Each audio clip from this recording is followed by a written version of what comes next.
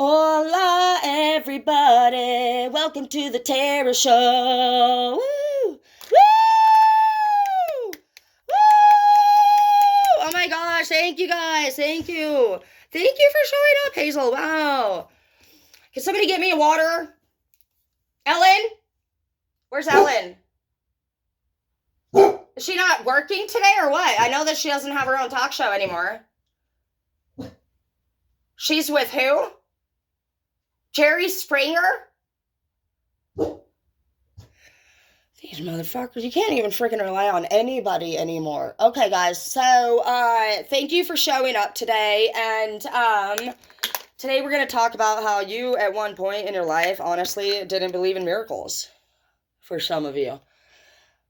Do you believe in magic in a young girl's heart? You know what I mean. But these are facts. Some of you guys actually grew up in an environment where, yeah, we're told you did not deserve good things. And you knew. I think we all knew that was bogus. But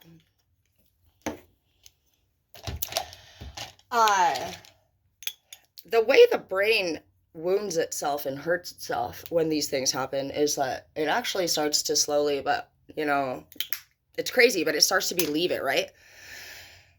And, the hell are you doing? Hold it. Hey, okay. So, even though, okay, I'm gonna actually tell you what goes on. So, even though we know that person was mean and hateful and we don't understand why they didn't love us, by thinking about their, the way that they talk to us over and over and over, like when we literally replay the memory in our mind, we're hearing that word over and over and over again, like, they don't love us. We're, like, it's horrible. Like, I'll give you an example. I remember I was with James one time, and everything that we were involved in, I had learned while I was with James. I knew that when I was learning that lifestyle, which was the most craziest lifestyle I'd ever seen in my life, it was heavy, heavy, heavy drug activity. There was everything that you can think of, from women beating to needles. And I'd never seen anything like it, honestly, before. There was theft, there was cars, everything. Everything. It was crazy. And I knew I shouldn't have been there. I was even in situations where, like, I had been actually, like, taken in a van and asked to drive some people around to go beat up other people, and I don't do that shit. I didn't want to do that shit. And, like, I ended up literally sending a message to the person that they were gonna go beat up. I got scared that I didn't want them to beat him up, and so I texted him. I said, dude, you need to get out of that house right now, and you need to go. Like, they're coming up here to, like, kick your ass. And I shit you not, guys, I was, like, driving in that van. I was driving all of them in the van, right? I said I had to use the bathroom before we left. And I texted this person from the bathroom to get the fuck out, that they're on their way up to kick his ass. I like my friends, okay? I'm not going to participate in that kind of shit. But that motherfucker, he got so scared he calls the people going to jump him and tries to work it out. But I was driving in the van when he called them and asked them what was going on. So obviously I got real lucky. I was kicked out of the van and left somewhere on a hill out in the middle of nowhere, but I had to, like, obviously walk back and I actually walked back to my sister's house and tried to drive her car home, but she was on to me and she had disconnected a piece of her car, so I couldn't actually start it. And she laughs about that sometimes, but things like that, you know what I mean? In that time, I remember James, after we'd gotten really caught up in that life, and I wanted to be with James so damn bad.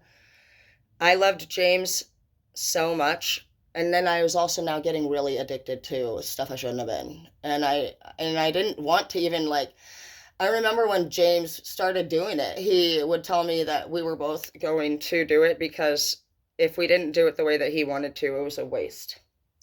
He was very controlling when it came to his money or the place or what we did or what we used or who hung out or anything like that. It was always what James wanted, and I found myself converting over into what he wanted, even though in my mind I knew it wasn't right. And I remember one day we were in this apartment. I don't even think it was honestly, like, our apartment. I think I'm pretty sure I'd just like been crawling into this vacant apartment. We call them the blue apartments, or people, they call them the crackominiums, but they didn't have electricity in them until you activated the electricity. So we would just kind of go in through the window and stay in there and try to find a place to sleep. And we didn't have money for food. And we, I remember having to come up with like $1 or $2 for even crackers from the dollar store. And like, it was tricky to find. And we would have to pick the biggest thing that we felt like $1 could do for our hunger. It was all choice. I didn't have to live like that, you know? I ran away in my Astro van. I didn't do what my mom needed me to do. I was so angry that I had just turned 18, and the way that I handled all my rage was a spiral downhill, many different events of it. And I look back on that and I just see how our anger does motivate us to take things a lot further than the initial issue. I remember one day in that apartment that we would sneak into, I was on the floor and me and James were both in the room, and I looked up and he was recording me. He always used to record me, but he looked at me with this just face that I'll never forget. He looked really honestly disgusted and judgmental, and he took the phone and moved it up throughout my whole body, and he said, "You know what, Tara? I don't think you'll ever change." I don't know actually what I said to him, but I know I thought, I won't ever change. I was different when I met you. What are you talking about? Like, I literally had converted over. I knew I was, it hurt my feelings a lot. I seen the disgust in his face, and I saw the way that he was looking at me. And I just, I'm a big believer in love. And I don't know, I guess I just understand what people are going through a little bit more than some other people. And I also just couldn't believe that he had decided that I couldn't change, even though what we had gotten into was a lifestyle that he had introduced to me. And I do know that I shouldn't have done it. My mom didn't teach me fucking to be an idiot. But, and that's what helped me, honestly, practice accountability. And I was blessed with my mom making sure that we were accountable for our behavior. She doesn't deal with excuses, and excuses are just a waste of time for anybody. So I've never really been a blamer or an excuse maker. I've always been smart enough to actually just make sense of a lot of things. And I did change. And before James died, he did reach out to me. I moved up here, and I ended up leaving him, and I didn't want to. We were just forced apart by the law. It was against the rules for us to be together, and I was scared I would lose our daughter. So I did. I did what I had to do, and I know what happens when we end up leaving our partners. When they try to return to us later on down the road in the future, honestly, if you've really done the changing and you've taken time away to do the work, you really are not going to want them back. And that's what happened. James did end up coming back up here, and he made me think a lot. I'll never forget that memory. I'll never forget any of the memories that he did. And the room, I don't know, I just always remember us in these tiny little apartment rooms. It was horrible. One time, we had taken some stuff that we shouldn't, and I honestly I think I was about to like fucking OD or something many times. I didn't know anything about that life, and I remember getting in the bathtub. He had left me there. And he knew I was really fucked up, and he left me there anyway. He took off as usual, and I wouldn't see him for like hours to days sometimes. And then I was panicking a little bit. So I took myself to the bathroom, and I filled up the bath water, and I remember getting in there and thinking, oh my gosh, like, I'm literally like, something is really wrong. And I got in the bath, and I remember just kind of changing the temperature of the water and moving my body around and my arms around and everything in there around, just so that I could get some feeling back. I was losing feeling in my body, and I was alone. And I was honestly just like thinking to myself, like, if I could make it to the van and take myself to the hospital, like, if I needed to. I stayed in the bathtub for I don't know how long. But I'll never forget the way that bathroom looked or anything about that whole apartment, really. And I came up here and, I ended up getting involved in a 6-month inpatient, changing. But James is dead today, unfortunately, like from overdosing. And he never did get better. And I love him very much, and I got lucky to have had him contact me and write me a message, a few of them, and he said, Tara, I just want you to know you're a really good mom to Halo. And that was all I honestly wanted to hear from him ever, really. And it's like that I made him proud, like raising a daughter. So he wanted to meet with me right before he died. He called me, but I had finally gotten the hang of boundaries and not hanging out with people just for the hell of it. And I didn't know what we would honestly talk about because I still love James with all my heart. You know what I mean? That's my baby daddy. I was with Zeke at the time. So I said no. I knew that if I thought thoroughly about what I was talking to him about, I would just in my body I felt emotional, and so I didn't feel like it would be right to meet with him and talk about anything because I just knew our history, and even if I did have Zeke's blessing to do that, I just didn't want to do it because inside I knew I didn't want to be next to somebody that I had those kind of intense feelings for. I didn't want to be put in a situation to fall back in love or anything like that. You know what I mean? It was hard enough getting over him as it was, so. By that time, I had actually graduated college twice, and I had became a teacher. I was the teacher of a school, and he wanted to meet me and talk about Halo and some visits, and I said, look, you stay clean for 6 months straight, because I'm not setting up visits for him every time he goes in and out of jail. It's very inconsistent for the children. So I tell him, you fucking stay off the drugs and you pass your UAs for 6 months straight and you don't get in any trouble, no violations, and we can talk about it. So James he does that. And he wants to meet and talk, and we're supposed to meet, and he didn't show up. And he calls me at work and he wants to reschedule. Oh, I'm so sorry. I said, no, we're not rescheduling. I don't know. I just felt like firm. I don't know if it was this me learning how to be professional and I was serious about it, or if I don't know, but something about my new self said, no, we're not rescheduling. You missed your appointment. That's the end of it. I was very firm about it, and I never did really understand why until later. He died literally like that month. Actually, it's in May. He died in 2015. And Martin died literally the very next year. So I had a double whammy on that one. I lost my baby dad and I found my boss hung. And between the two of them, it set me up for another event of spiral downhill results. Worse than I have been in at least almost a decade. But I know that miracles happen because I am one. And I could have died many times, honestly. I can't tell you how many times I could have died. Whether it was from my car accident, that same time in my life, I was with James and I didn't want to listen. And I ran away in my Astro van and I fucking drove and I should have died, dude. I woke up and the whole van was upside down and everything was smashed in and crashed in around me.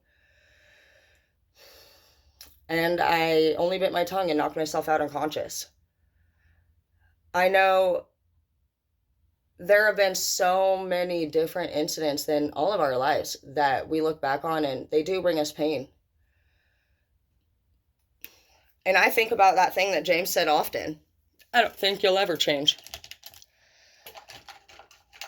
And it actually hurt my feelings a lot. And if I would have actually just let that word linger in my mind, and maybe I didn't come up here and surround myself with people that were constantly encouraging me and engaging with me, and they changed James's name to Shames. My counselor's name was Ginger, and she was funny. She always was trying to think of fun and creative ways to help us get over our toxic boyfriends. She's at the Isabella house. She might not be there now, but The Isabella house is up here in Spokane, and I just want y'all to know, like, Spokane is the place, the city of resources, and there's everything in the world you can literally think of up here, and I hope that you guys have that available down there to you. They're just truly God sent, and they are the best thing I've literally ever had in my life that have been of help. There is a resource for everything up here, and you can come up with absolutely nothing, and I have everything. I mean, there's a hole in my ceiling. I'm gonna go get sheetrock, and then I'll do a video of me fixing shit. Yeah, it will be my first time. I've done it before, but okay, I already fixed that once, but I'll tell you what's going on here. If you guys get a refrigerator with a cup that you can get water from, there's hose right here. I'm gonna show you. As a homeowner, we learn these things. See that fucking hose right here? That goes to the refrigerator. This is the entire downstairs, bro. So the refrigerator water hose goes all the way through the whole fucking roof and down into the water. Dude, it's like a tunnel of dreams in there. And so if that little white hose, it can get like little fissure holes in it. Basically when it wears out, and they'll spray tiny water streams wherever the fissure hole is. Obviously we can't have that. That's my roof. Anyways, I just took that damn fridge out of there. I don't give a fuck if it was nice or not. I'm not gonna have anything getting my wood and my roof wet. So we replaced the fridge for one that does not have the water access, and we will obviously deal with that in a second. But mold is the #1 priority of not having. Do you need your hair done? Do you want to do your hair? Wow! You like it? Ooh, is that nice? Is that nice for you, baby? You like it? Wow, are you doing your hair? You look pretty. I love it. You look good. Wow, you're gorgeous. You're so cute. I love you. Are you my best friend? Oh my gosh, I love you. I love you. I love you. Are you my best friend? Yeah. You're my best friend. You're my best friend. Never did. Wow, you're gorgeous. Wow. Is that nice? Woo. Woo. Yeah. She's so funny. But yeah, guys, just know that miracles do happen. Dude, they do. What the hell is that? Hazel, what have you done to my bang? What am I... No, bro, because I'm like busy, you know what I mean? Busy, you know what I mean? Wait, did you guys see anything? Oh. Look what you're doing. You're making me do dumb shit. You're trying to be possessive. She's definitely Edward's dog. I'm not even kidding you. She is so human-like. And Edward was definite. Well, Zeke was pretty possessive too, but Edward was worse. This is a picture. Dude, you guys should see the first picture my family saw Edward post of us. He's literally looking into my eyes, and his hand is just on my throat, and I'm smiling like a donut. And my sister's like, "That he looks like he's choking you." And isn't it funny that some of us are kind of psycho, and we're like, I know. No, don't. I'm still smiling. Somebody said that too. They always said that. Somebody happened the other day, and they said, I like how you just laughed about it. I said, yeah, I don't know what happened, dude. I laugh when bad things happen, but we gotta stay away from them bad boys, girls. We gotta stay away from the bad boys, and that's what we're doing. And same with you boys. You gotta stay away from them bad girls, because we're just... Even if you find yourself a bad girl and you're a power couple, bad girl, bad boy shit, it don't work. It don't work. And when you, I don't know about this life, this hair life. I just want to chop it off. I want to shave my hair off like a Britney Spears. I'm just kidding. Anyways, just know the miracles do happen. They really do. But keep in mind that the more we think about things, it can get to our souls. So limit yourself. You know, they do have a saying, guys. They say, just spend only 5 minutes a day complaining about things that we don't like. And then and you have to pick one person that you want to vent to. So try to find somebody in your life that you feel comfortable talking to you, and then, and then, and then, um, and after that 5 minutes is over, then you're done. It's hard to do just 5 minutes, I'm not gonna lie, but basically, you'll get better and better at it every day that goes on, and before you know it, when you tell the story in the future, you'll just be doing it like what I did now. That story was in 2007 or 2008. 2007 was the year of me and James, the year we lost our relationship, the kids, our house, everything. It was my dark night of the soul. It was 2007. I wrote it on everything. 2007. I was obviously in a phase, and other than that, 2007 and 2016 were my dark nights of the soul. But I want you to know that that is change. When you think miracles can't happen, and when you think everything is fucking crashing down around you, you're changing. You're already changing. And in my opinion, the people that are not, they still know how to do it, you guys. They just, because you'll hear them talk about things that they want to change in their life. They just never get around to it.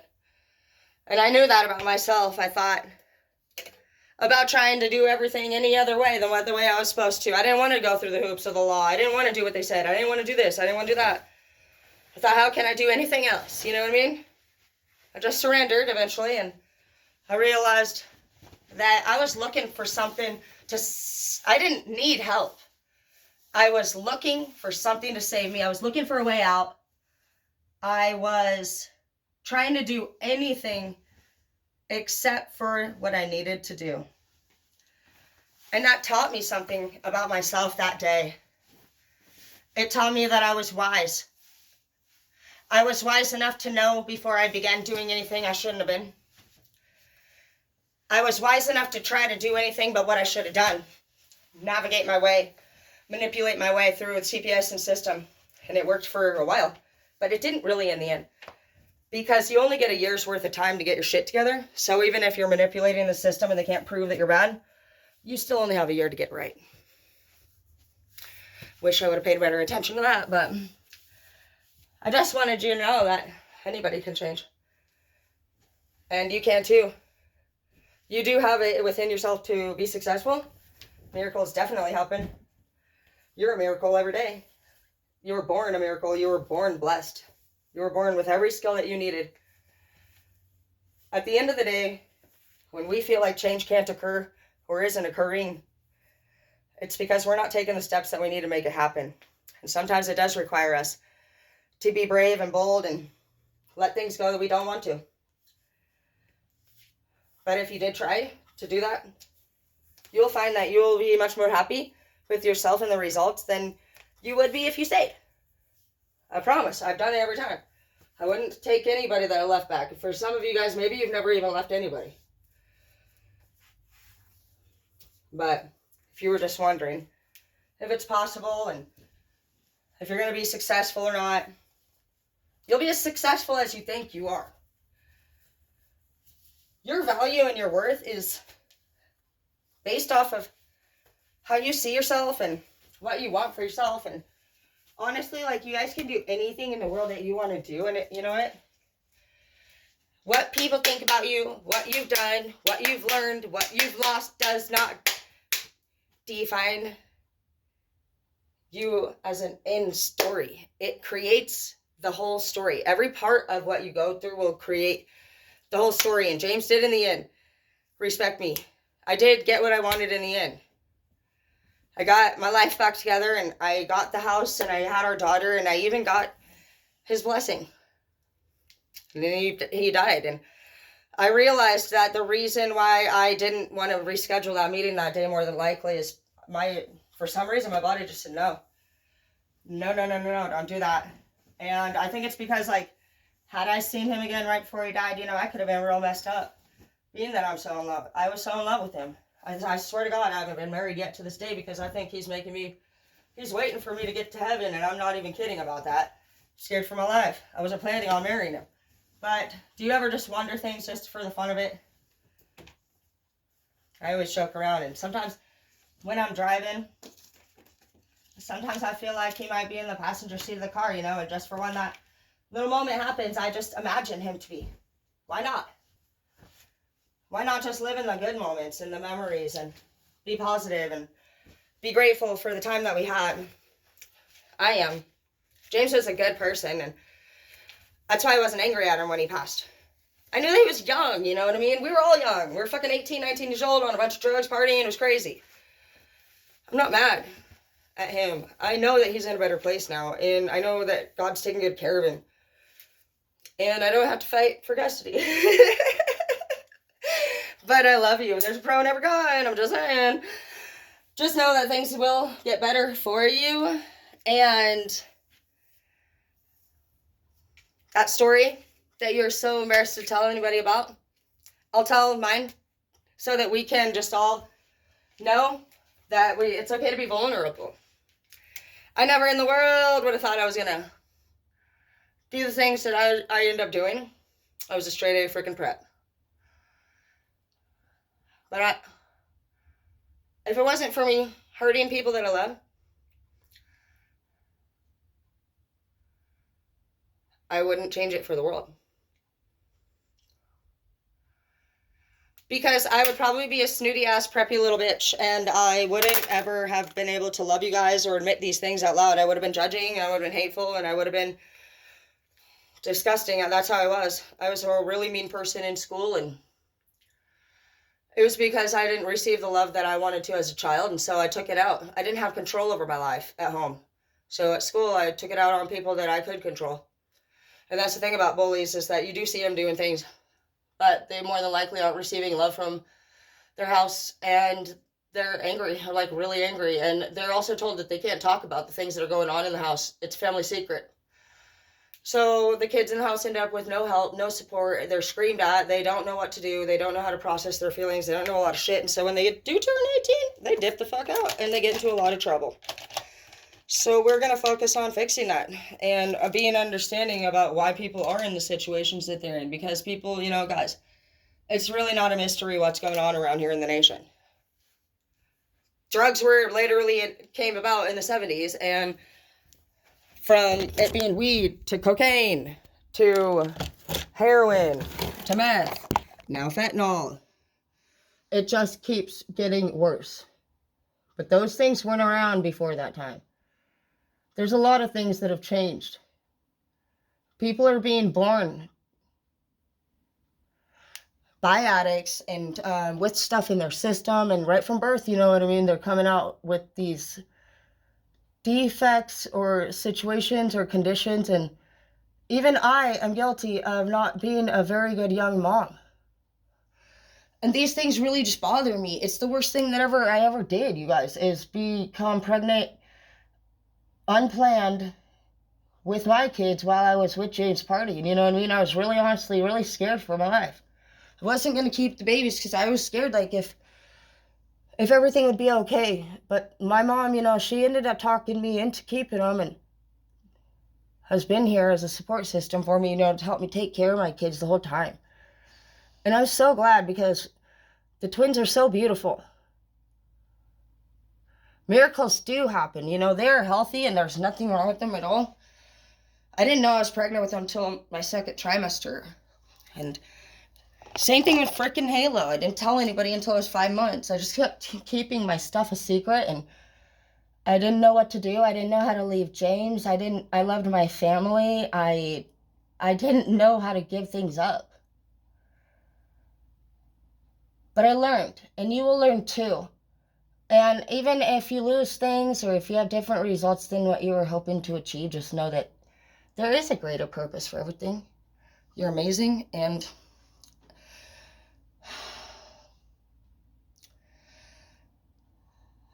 I just really want you to know that, because I didn't know that when I was feeling down. I